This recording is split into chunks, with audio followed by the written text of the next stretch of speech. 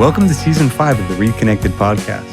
It's the beginning of September 2024, and at least in New England, the season's about to change to autumn, with all the beautiful foliage that comes with it. And so it seems only appropriate to discuss the many adjustments that we make in our life, not only as seasons change, but also across all aspects of our life. So change is probably one of the most inevitable things that we can anticipate in life. And change, especially in our worlds, in our lives, from day to day, sometimes we don't notice these small little changes that happen. And in fact, a big part of why we wanted to come together and start this new season, Season 5 of the podcast together, talking about change is because, the seasons are drastically changing here. From maybe 2 weeks ago here in the New England area to today, the temperature has changed. The landscape has changed. The environment has changed. And a few months ago, I came across the book called Wabi Sabi by Beth Kempton. And it talks about this Japanese culture and ideas about how we notice and appreciate different aspects of life. And in the book, she talks about how it's really difficult to describe. And in the Japanese language, there really isn't a direct translation into English. And in fact, people there in Japan don't ever really even talk about wabi-sabi because it's more of an experience and feeling than a thing. And I really appreciate this nuanced idea of thinking about how things shift and change and how we appreciate them in the moment. And we'll talk a little bit more about this as we go on. But I want us to notice how there are changes we make in our lives. There's changes that maybe physically or more tangibly we can see and feel.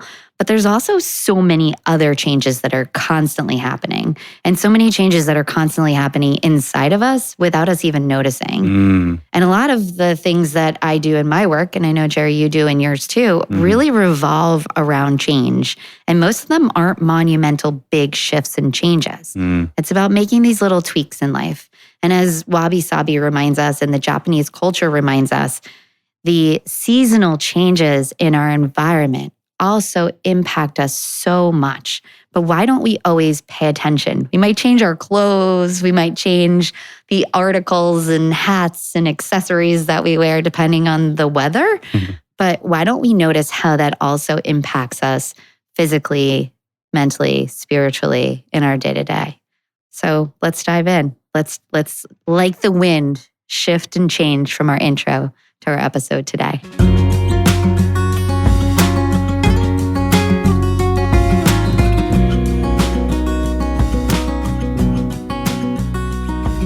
Yeah, Lex, great introduction. And I agree, changes and adjustments that we make in life, some are really big. You go from one school to another school, you go from living in one place to another place, you live at home, you live on your own, you're in one relationship, another relationship, different jobs, right? Those are kind of bigger scale changes.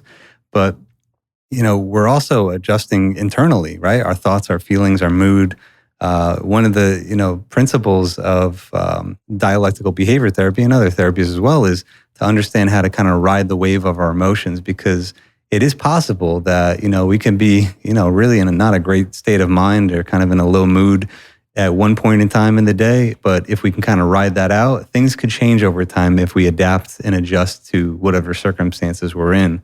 And so, this is just kind of a plug for therapy to kind of look inward, as you're saying, and to understand the adjustments we make can really affect how we feel. And change is hard to accept because, on one hand, it's great to believe that when things are not feeling great, they can get better. But it's also true sometimes things can get, quote unquote, better, but also inevitably sometimes things can be more challenging and more difficult and more upsetting.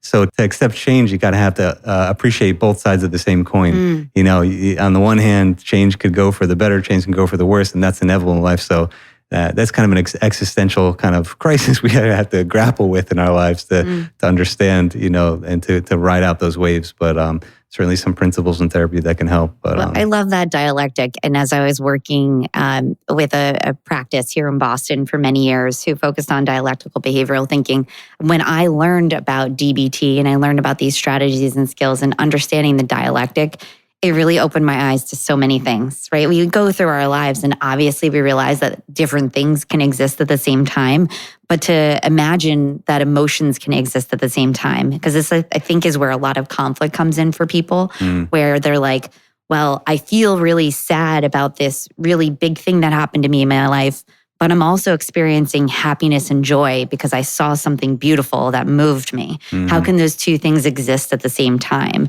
And I think that's a really big, important point when we think about shifts and changes in any aspect of life, right? Like even for me, the departure of the summer months that maybe were moving a little bit more slowly for me in my life, is a little bit of a grieving process, right? Thinking about just grieving the shift and change of things as they were to as they're becoming. And can I be both, maybe feeling a little bit of sadness that the summer is over while still experiencing joy and excitement that the fall is coming, and all that the structure and routine of my day-to-day as it transforms into the fall, mostly kind of structured around the school and academic schedule, because that's a lot of the people I work with. Not all of them, but many of the people I work with are beginning school again. There's this idea of beginning again, and we've talked about this on the podcast in my mindfulness and meditation studies. There's this idea of beginning again, the in-breath and the out-breath. The in-between is this point that sometimes feels stagnant or uncertain, but the beauty of the idea that we can begin again is really, I think, the hopefulness and the excitement, maybe even the point of motivation for a lot of people. At least it is for me. Yeah, to see things kind of with a fresh breath, with a new point of view is nice. I was having lunch with someone today, and we were talking about. I kind of made this comment. We're talking about being more present during the day, because as you get older, more responsibilities, more pressures, more challenges. Life becomes more complicated as we get older. If you're not older, strap on your seatbelt. But basically, what I was saying is when you're young and you're a kid, it's almost like you don't have to try to be present as much. It depends on your circumstances. If you're going through a lot of traumatic experiences, it could be not so much the case. But kind of the fresh child's mind is just kind of like everything's new, everything's interesting, everything's new. You're kind of open eyes, open ears, open heart to things.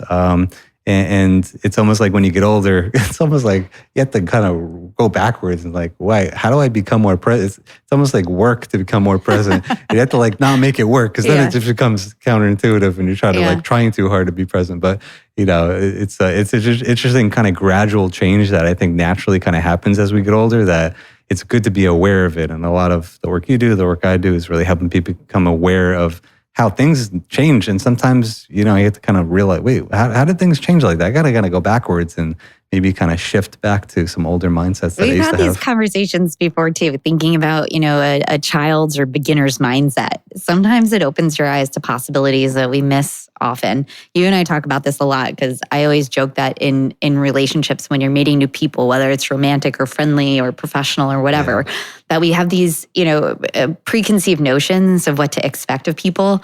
And even if you've had prior experiences with people and they come back into your life, sometimes you're remembering how it was instead of what's right in front of you. Yeah. And I joke that, our frontal lobes, the front part of our brains where our executive functions reside, are more developed now than they were when we were younger.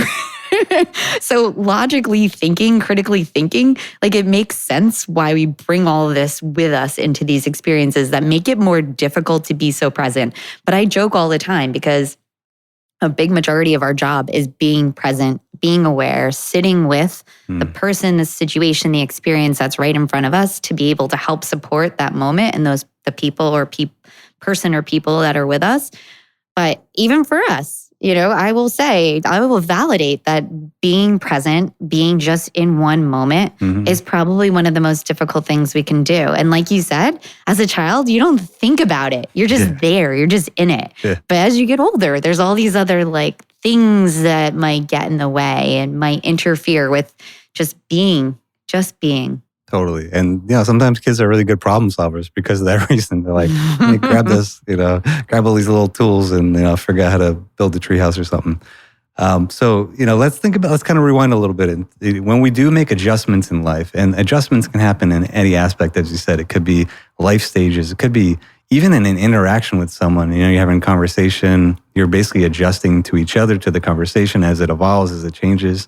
Different, tasks that you have, whether it's at work or a job or in school or, around the house, chore, there could be tasks, right?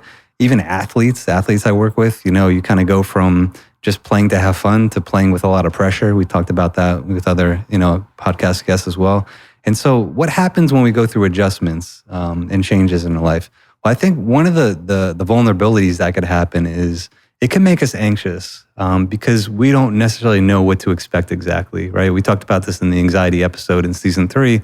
When you're uncertain, when there's uncertainty, when you're not sure about what to expect, you can't predict everything, when you're not fully feeling confident in being able to do something, right?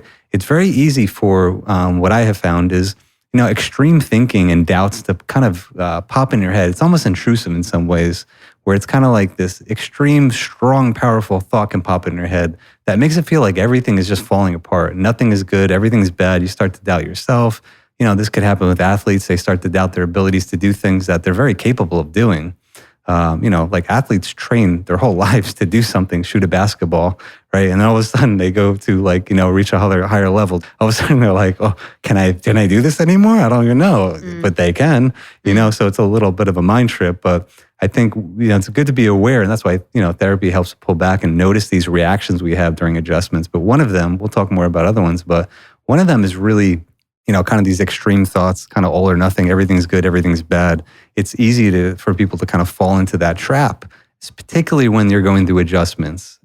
Yeah, I wanted to bring that up because I mentioned this, Lisa and I mentioned this in the book about cognitive thinking traps. And obviously the point of the book is not to go into the mental health side of everything, but just to note that some of these things that can come up for learners, for athletes, for all of us in our day-to-day, because oftentimes we live in our own heads, in our own thoughts, in our own minds, and we're just going through the motions. And it's so easy to get caught in these thinking traps. And one of the biggest ones that I tend to see with people of all ages that I work with is this, all or nothing mentality. And again, we go pretty deeply about this in the book because it comes up in learning and in the classrooms or really any learning environment, especially around a little bit of cognitive rigidity instead of cognitive flexibility.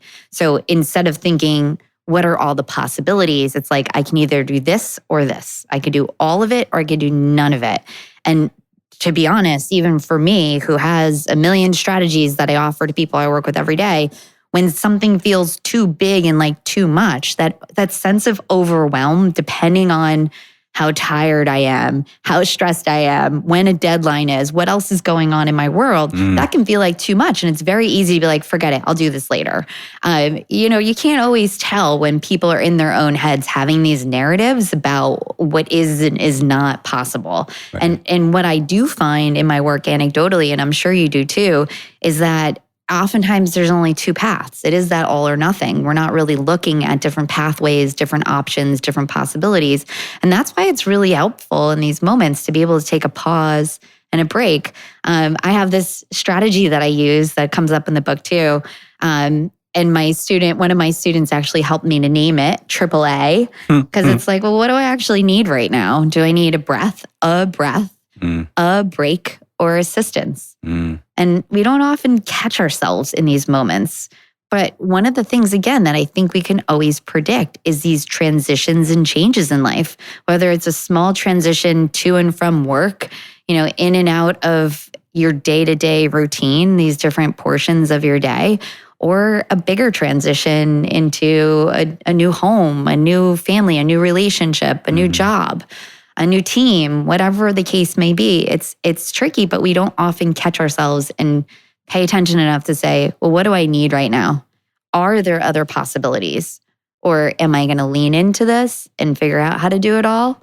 Or am I going to shut down and not do anything? Yeah, totally. And one way to catch yourself is to see, am I procrastinating? Am I avoiding something? Because it's very common that we see, and it's just human nature, right? If something feels overwhelming, too hard, or too impossible in our minds, we're going to avoid it and do something else that feels easier.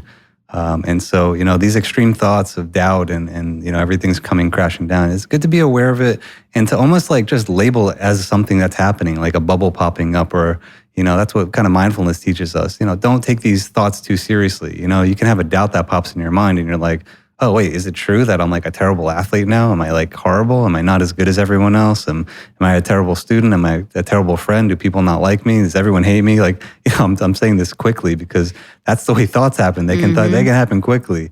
I was like, Jer, slow down. It's making me anxious. Exactly. That was on purpose. And so I'll take a pause. Let's take a breath. Hold on, a collective breath together. Yeah, we got this. Definitely. So, and we call that, kind of catastrophizing, kind of catastrophizing the situation. And it could be as simple as you're having a conversation with someone and you try to end the conversation as quickly as possible because you're afraid they're going to judge you or you feel awkward, you don't know what to say. And sometimes people, if they have social anxiety or not, sometimes you don't have social anxiety and you can do little subtle ways of avoiding things and just, not engaging with people because, you're not sure, you're not certain. But if you adjust to a conversation or getting to know someone or finding commonalities, like we talked about this in the social anxiety episode, it's an adjustment. You got to allow things to naturally unfold and, stop catastrophizing, the worst case scenario if it's not ideal in the beginning. Given the time of this episode being recorded, I would be remiss not to mention the transition to college right now and the idea of catastrophizing because I work with a lot of families and I'm really grateful that the families I work with have a trust in our relationship in the work that we do together because I have this really rare opportunity to be able to coach and guide some parents to be able to release some of the control that they had over their child's lives and allowing for them to test their limits and be more independent in a college setting. And this is a really difficult thing to do. I'm by no means knocking it. I'm just bringing light to the fact that this is a really difficult transition from parents. Kind of, it's like this release idea of letting your child go off and be independent. And those who are working with me are still building their executive function skills or want to refine their approach to doing things in life and learning. And sometimes it takes a lot of faith to say, okay, you've learned these things. We've supported you this far. Now let's see what you do. Because inevitably there's going to be mistakes. And this is what I say to the students that I'm working with, because there is this anticipatory anxiety, both from the parents and from the children that are beginning college, children, young adults, you know what I'm saying. But the idea is that we have to rest into the idea that they're going to make some mistakes. We all are.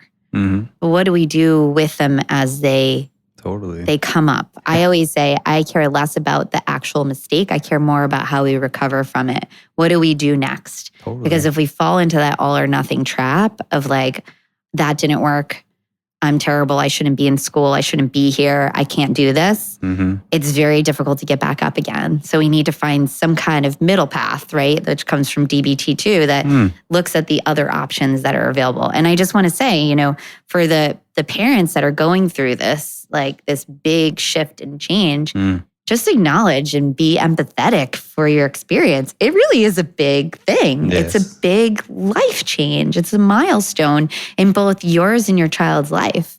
So I always offer, let's ease into it. Yes, I'm going to be there to help support and guide your child as they enter into this world of adulthood.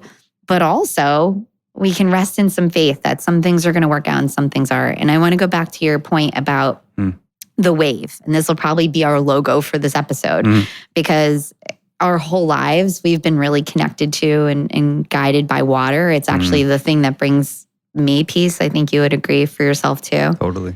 And our uncle, who was incredibly important to us and played a huge role in our lives, passed away in 2020 unexpectedly. And before he passed, he gave me this ring and I'm wearing it today. And it looks like a little wave because I think that is just such an important symbol to remember that we can't always control the waters. We can't control the tides. And it goes back to the idea that I was mentioning before with Wabi Sabi that, sometimes the tides, the weather, the temperature, all these things are going to shift and change. Are we going to, recoil and fight against them? Or are we going to find a way to embrace, accept, and ride that wave? And I use that as a symbol for me all the time. I have so many different metaphors that we'll talk about throughout the course of this episode, from a wave to a sailboat, which, Scott Barry Kaufman, I've talked about here on the podcast before, uses the sailboat too. But really thinking about what are these elements in life that maybe we have no control over, whether they're natural elements or just natural phases of life that we want to control, but really have no control over. And the way I talk about anxiety, even though I'm not a clinical psychologist, and you can fill me in here, Jer, catch me up on whatever I'm missing, is I always think about, anxiety often comes up when we care a lot about a thing. Yeah. And it amplifies when we have no control over that thing we care so much about. Right. So when we think about a wave, I love being in the water. I love the big waves. But sometimes when they're too big, I get really nervous. Yeah. Or I think back to that time when I was like 10 and I got pummeled under the Jersey Shore waves and water and the white water, and I couldn't get up and I thought I was going to drown. Like that memory somehow became a core memory for me. So it helps to protect me from what is to come in the future, right? Those core memories that sometimes are really difficult that we go back to that might create some fear and anxiety are also the things that are there to protect us if we don't let them overwhelm us. So as we think about transitions and change and how we adjust, whether it's we're adjusting our mentality about how we think about the situation, if we adjust maybe the tools we use, maybe I need a longboard instead of a shortboard to go out surfing because I have a little more, surface area to be working with. Or we adjust the sails on the sailboat. Like, we have to consider all the different aspects of it. So true. Yeah. And it's kind of like the more exposure you have to something, the more information you have, and the more you can kind of connect the dots to see what can you control, what can't you control. Grandpa used to always say, respect the water. You have to respect the water. And what he was saying is, be careful out there.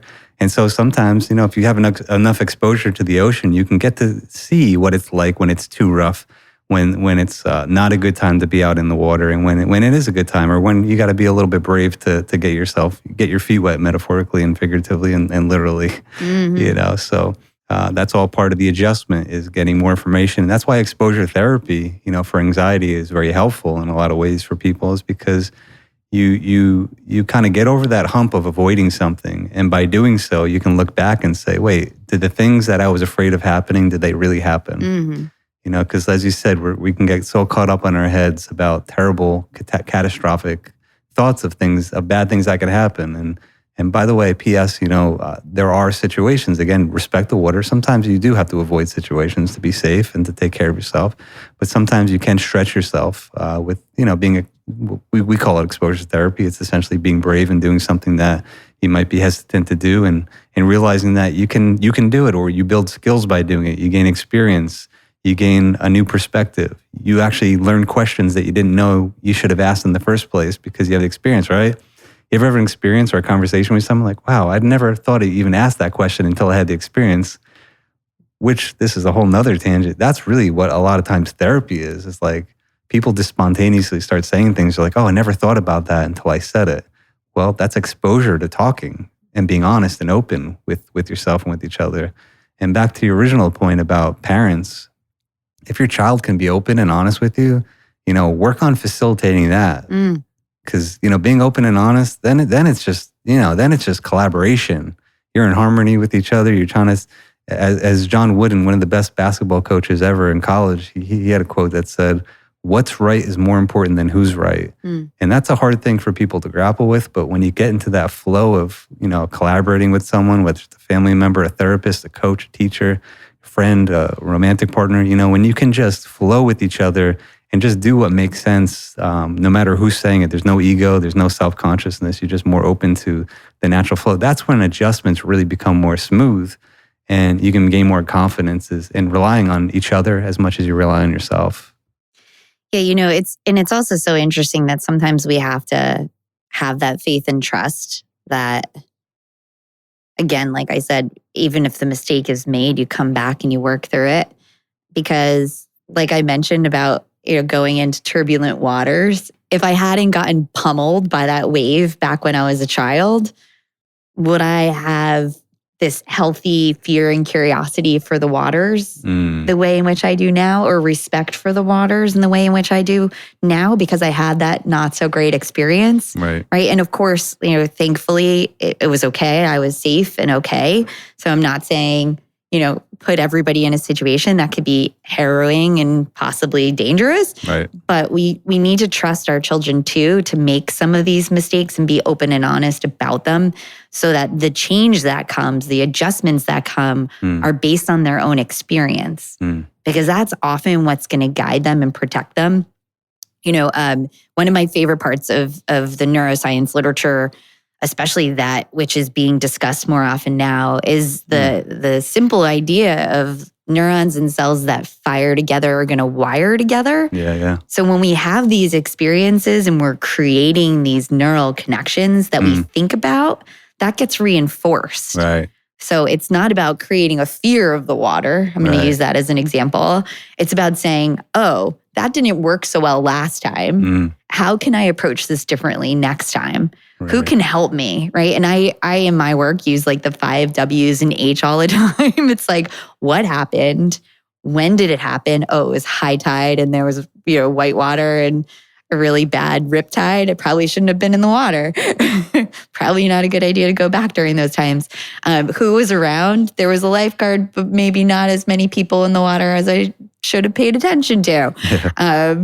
All of the W's and the H, like how can I actually make a better plan for the future? So, this goes out to parents and coaches and really anybody in the lives of anybody else, that sometimes we need to release a little bit. And instead of working on the control, because we can't necessarily control much in life, and I come back to the environmental factors and thinking about Japanese culture, not that I'm an expert by any means, but I'm so curious and really interested in their lives and in their culture, because it reminds us of the natural beauty that sometimes we don't pay attention to in Western culture, that we are more in tune with what we need to do instead of what is already happening. So instead of trying to control, can we learn to appreciate, trust, and embrace what's happening and really build the trust in our relationships, which we do have some control over, versus trying to manage and do for everybody all the time. And I think, I say this as a caution, especially for parents and coaches, that we want people to make, and especially young people, to make some mistakes, because ultimately that's where a lot of learning happens. I say that all the time with my students. When you make a mistake, I don't really care about the mistake. I care about what you learn from it, because that's often where the deepest learning tends to happen.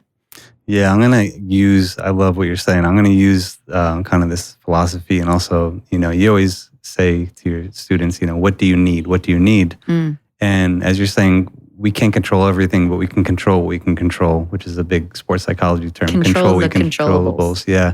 And so what I'm going to suggest too is figure out, as whether you're a parent, or you're a leader, a boss, a coach, or even in any relationship, right? Instead of trying to control everything, think about what the person needs and almost treat it like, you're saying beauty in nature. Imagine a flower blooming or a garden blossoming into whatever it's going to blossom into. If you just kind of take care of that plant or that flower, it's going to naturally grow. And if you figure out what it needs, it's going to happen without trying. You don't have to stand there and hovering over it and saying, grow, grow, grow, grow, grow. There's some research, I guess, if you give it classical music, maybe that's something it needs. It might grow more. I got to look into that. But what I'm saying is, and the flower and the plant is not thinking, it's not consciously thinking, I need to grow, it just happens naturally. It's in nature. I think human beings in some ways, as you're saying, we're kind of like that. So such a big part of life is really kind of reflecting on what our needs are, and then finding ways to nourish that both within ourselves, within our routines, our habits, but also with other people doing that for us, because we don't always know what we need, right? And that's why it's good that we're all different people. Different people, different personalities, different perspectives help us have kind of a 360 view around different needs that we might have that we might not even realize. Even again, back to that thing we were talking about earlier is, a kid's perspective is such a great perspective. We can learn from a child to see things with fresh eyes and open heart, open mind.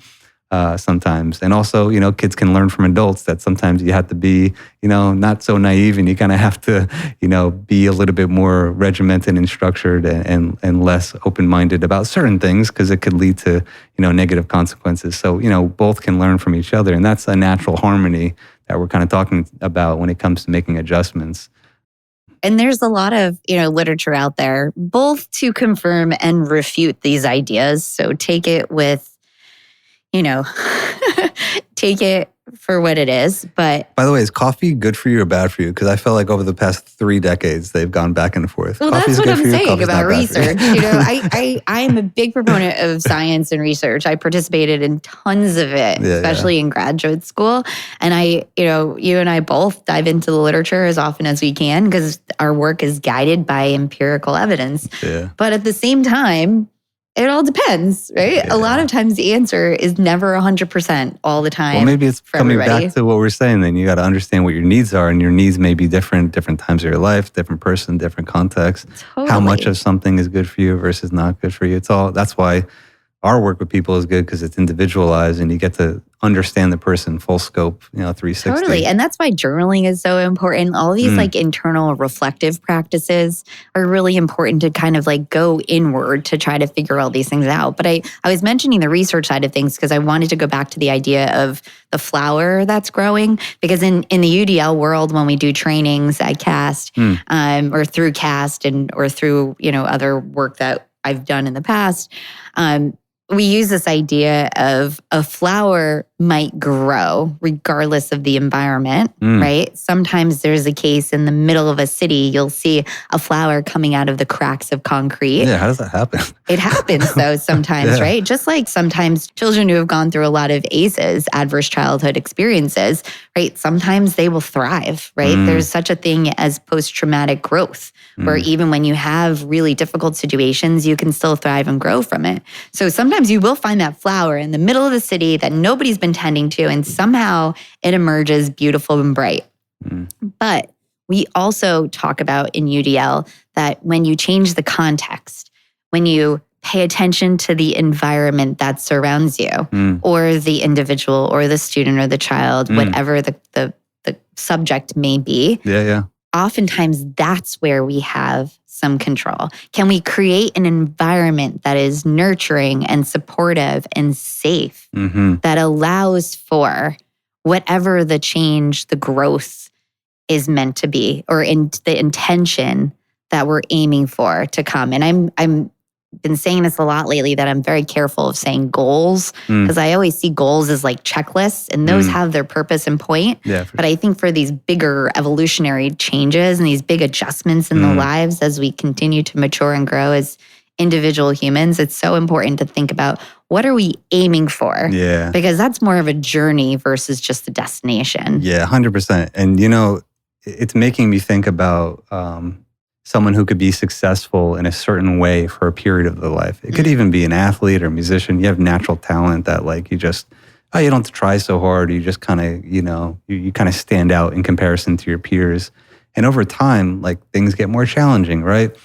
And that could be in a workplace too, right? You're kind of in a role that really fits you in your adulthood, and you're doing really well in this role, and then you have a new role and it's different, it's changed. And a lot of change, you have to really try to be humble about the human experience in yourself, and to have such acceptance of yourself that you can't be everything all the time.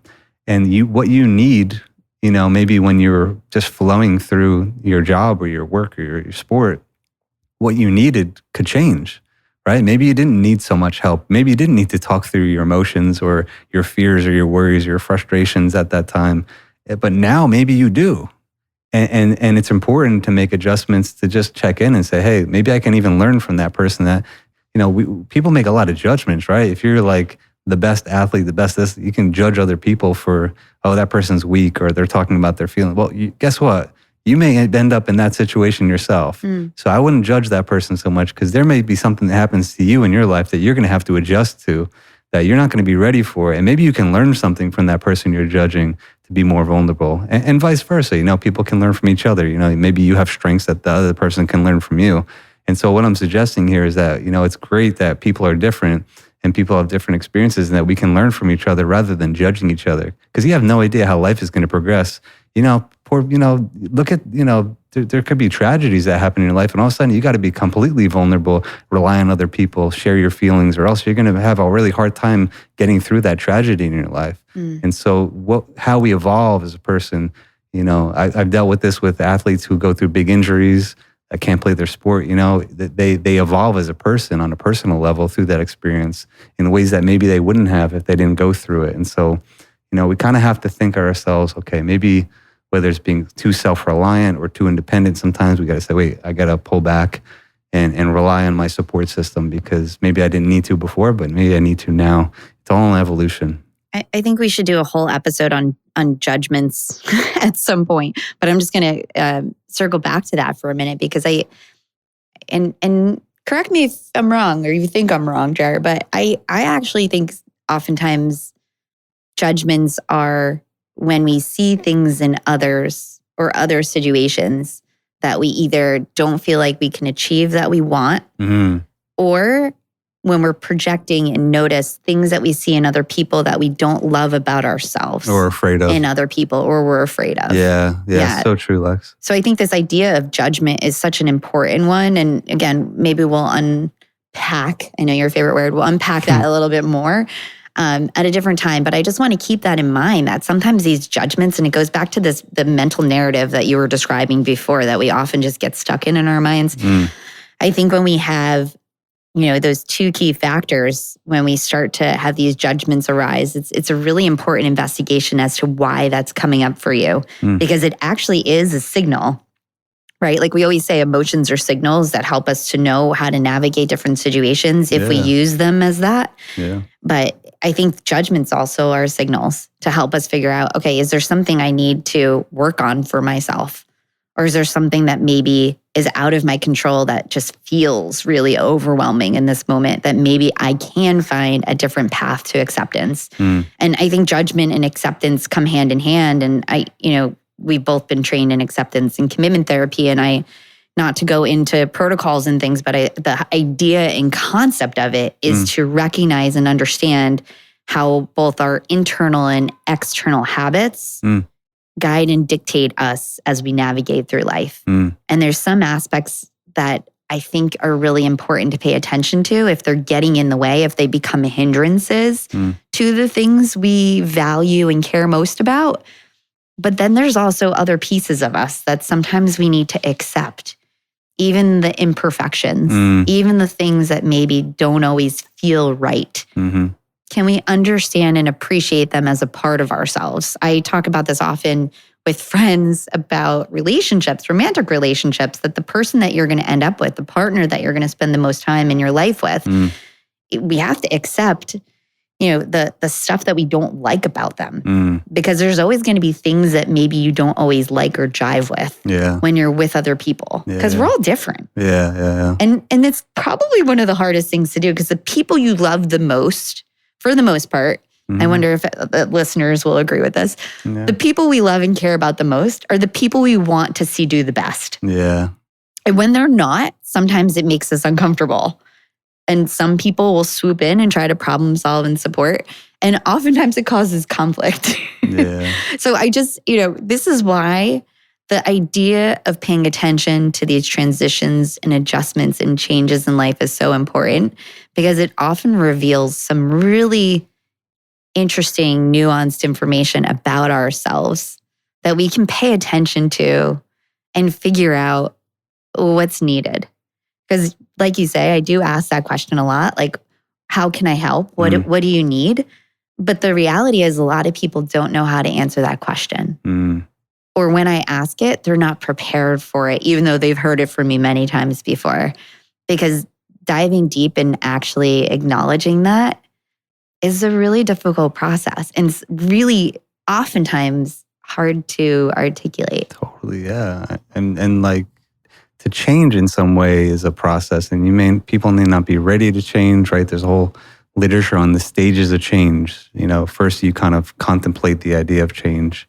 Is it worth it? Is it not worth it? Then you kind of think about how you might actually make the change, which could be like super daunting. Like, how do I even go about this? And in terms of like psychologically, you think about integrating a change into your whole consciousness and your being could take time. Let's say like you're an athlete, you're a very one-track mind athlete, and you're just kind of focused on what you need to do. And all of a sudden you need to become more of a team player. You need to become more of a leader or something along those lines. That person's not going to, as a coach, you got to be mindful. That person's not going to just like randomly, automatically, spontaneously change. You can't just change your personality immediately. Yeah. From being the superstar to being a team player. Yeah. Or like going from a team where they relied on just you because you were the superstar to carry the team to a different dynamic on a different team. I see this all the time, especially with like high school athletes who are at the peak and they're really elite athletes. And then they join a higher level of play or college or professional. Right. I think of, LeBron, like the greats, right? Yeah, playing LeBron, on the Olympic Kobe, team. Yeah. Or the Olympic team, my goodness. Yeah. And it's actually been cool, and maybe this is just because I'm paying attention to it differently, to watch the evolution of these big teams over time, because I think because there are sports psychologists involved too, talking about these things, because it seems like there's like a little bit more humbleness somehow, somewhere. To say that it's hard. To just acknowledge like, hey, this is difficult to play with other elite athletes at the same time. Totally. Regardless of your sport. I'm just using that as an example. Totally. So whether or not you're a Boston Celtics fan, by the way, they won the championship. Congrats. 2024. Huge congratulations. Yeah. The parade here was pretty fun. So Joe Mazzulla, who's the coach, Alexis and I, we saw him being interviewed on Nessun, which is one of the sports channels here in Boston, in New England.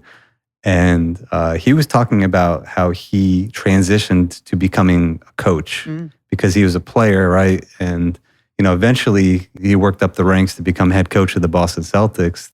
When you get to a whole new level like that, it's almost like, people talk about imposter syndrome, people talk about this and that. He talked very openly about grappling with all this stuff, like, who am I as a coach? And, how can I fulfill this role? And again, there's no handbook about how to be a leader yourself. There's books about how to be a leader and books about leadership, but there's no book about you as a leader. You'll never find a book that says, hey, like Alexis Reid, this is your leadership book based on you as a person and all of your life experiences. There's no book like that. Yeah, all of your characteristics, all your skills, strengths, weaknesses, experiences, everything. That'd be kind of cool, though. Can you imagine? We are going to talk about AI later this season, so. Oh, God. Sorry, I had to do it. AI is going to miss all the context. Exactly. That's the fear of it all. And so, Joe Mazzulla really had a nice way of putting it. He said, I had to create a vision for myself about how I want to be as a leader for this team and this organization. And he integrated different parts of himself, what he appreciated about the Boston Celtics, the team, the player, how he wanted to be, his past experiences as a player. He integrated different aspects of his life into a vision. And having a vision is important because it guides you. It's not like a cookie cutter, do X, Y, and Z, everything will be great.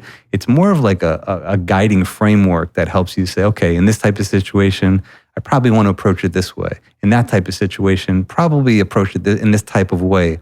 It's almost like the spirit of how you want to approach it rather than kind of a cookie cutter X, Y, Z formula necessarily. So, having that guiding framework does help with adjustments, and it doesn't mean that's not going to change over time.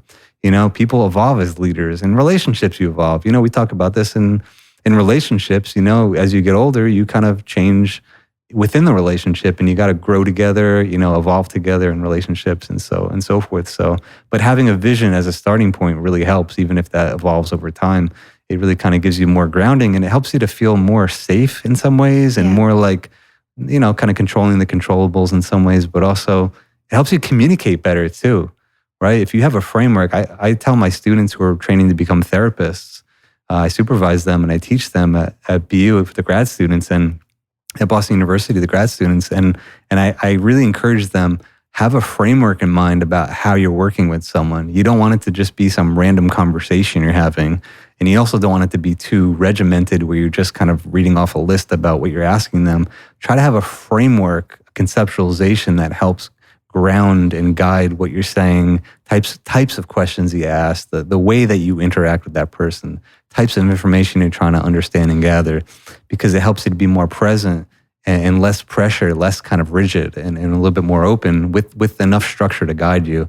And so I'm not sure how we got on this whole tangent, but having that, I'll just say, helps you to be more present and adapt if you have a vision for yourself. Well, I think it goes back to what you were saying, like a playbook on yourself to be a good leader, right? And there's this, the ancient Greek proverb of know thyself. And I think it's so important, regardless of what position you step into. I think this should be, this is part of why we do the work we do. This is why we're here in this podcast, recording these episodes, that if we can offer suggestions for people to dive a little bit deeper inside of themselves, to really get clear on who they are and what they want. A lot of the people I work with, they are on this journey to better understand themselves.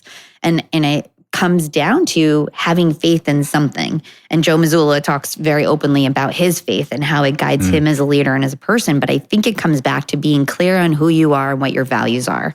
Finding a way to better understand and believe in yourself.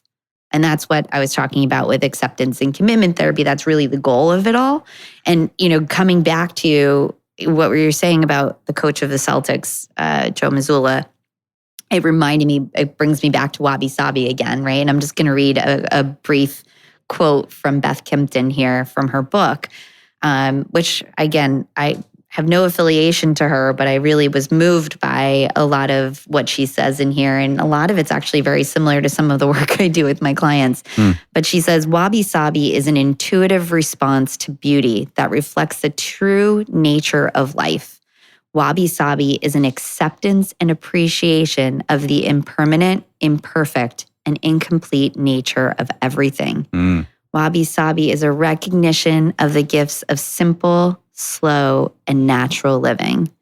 So when we think of it more as she says, a state of the heart, being able to capture these experiences, and again, going back to knowing ourselves, I think it helps for us to embrace and appreciate this impermanent changes and fluctuations that come up in life. And I'm going to bring it back again to college and shifting into college, especially as I was working with a lot of college students this past few days, their first week of school, that there's this idea of orientation, right? A physical, the noun of orientation. Right, yeah. But I actually want us to think about orientation as a verb. I think that was one of the first times I've heard people use the word orientation is when I went to college. And orientation, okay, people don't really use that word too much in everyday language. Let's bring it back into our vernacular, right? How do we orient to this situation? Yeah. And we write about it in the book. I coach a lot of teachers and parents about this too. Can we orient to the responsibilities? Can we actually come up with agreements of how we want things to be? Have these expectations that are very clear that we could work on and adjust to together as a family, as a community, in a relationship, as a classroom, whatever the case may be.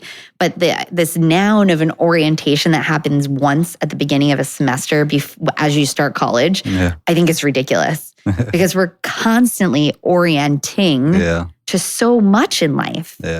So, it's not just a series of activities and exercises or whatever the boring talks might be that I hear complaints about sometimes.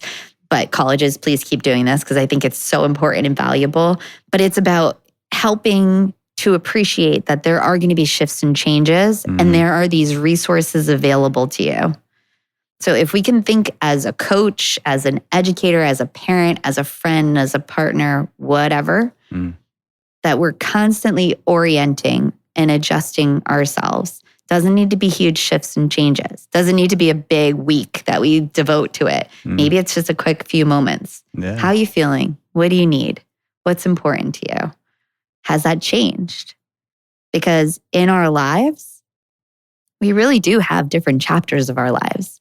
I don't necessarily think many people have huge shifts in different versions of ourselves. I think we just show up and express ourselves a little differently based on what we learn and what we experience in our lives. So we need to pay attention to that.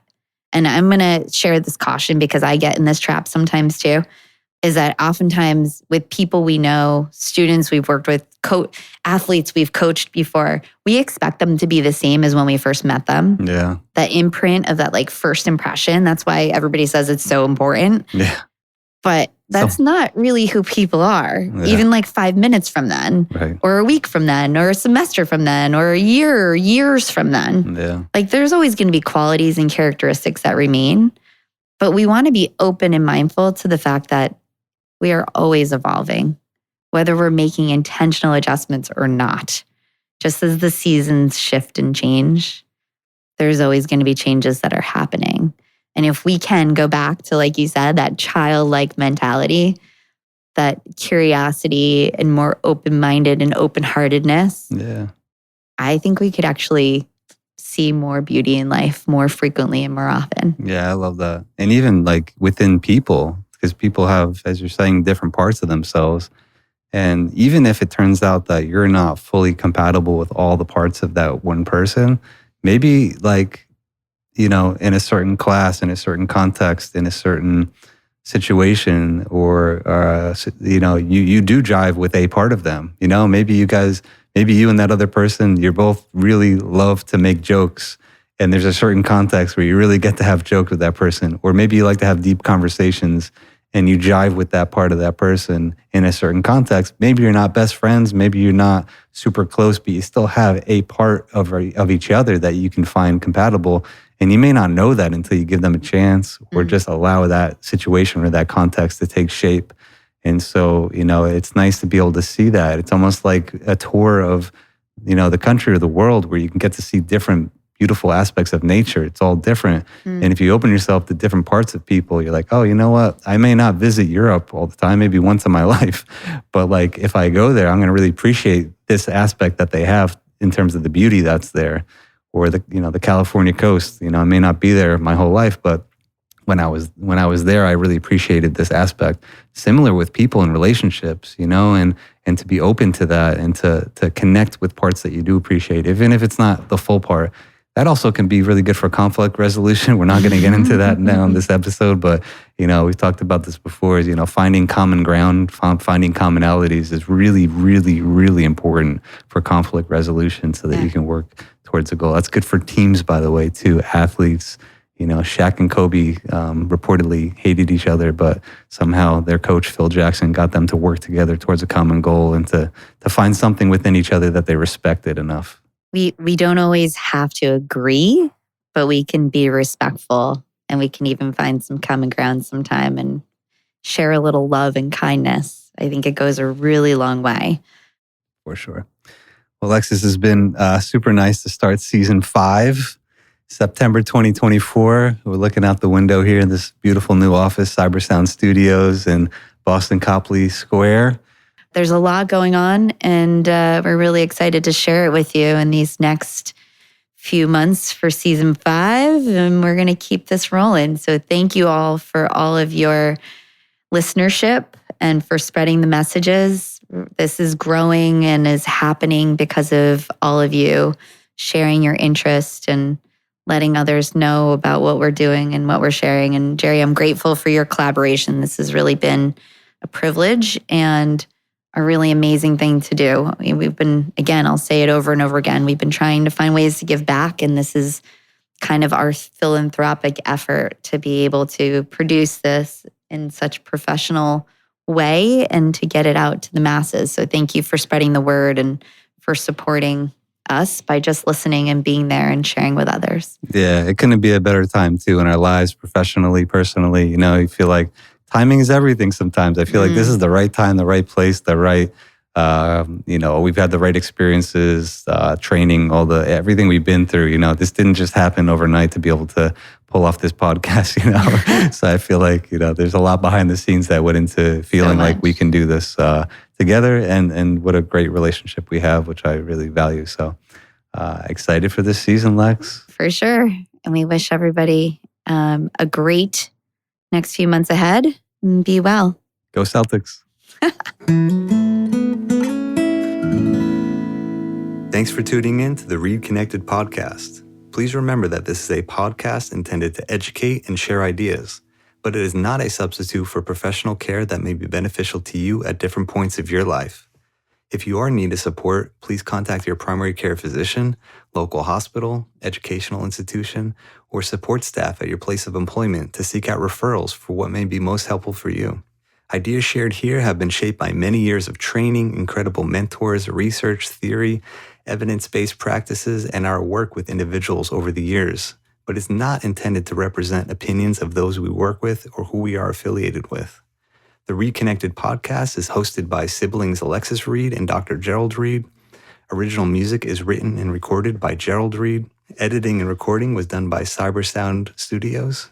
If you want to follow along on this journey with us, the ReidConnect-Ed Podcast will be releasing new episodes every 2 weeks each season. So please subscribe for updates and notifications. Feel free to also follow us on Instagram at ReidConnect-Ed Podcast. That's ReidConnect-Ed Podcast, and Twitter at ReidConnect-Ed. We are grateful for you joining us and look forward to future episodes. In the meanwhile, be curious, be open, and be well.